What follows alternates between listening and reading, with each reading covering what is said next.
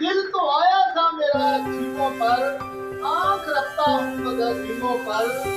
आजकल इश्क मेरे चल रहे हैं, एक व्हाट्सएप पे एक ईमो पर।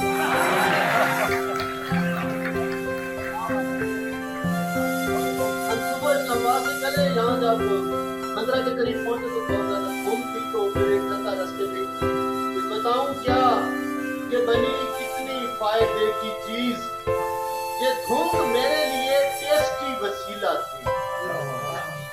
बताऊं क्या कि बनी कितनी फायदे की चीज, ये धुंध मेरे लिए टेस्टी वसीला थी। शकील कह के मैं जिसको गले मिला फैसल, बुला ये धुंध में मुझ पर के वो शकीला।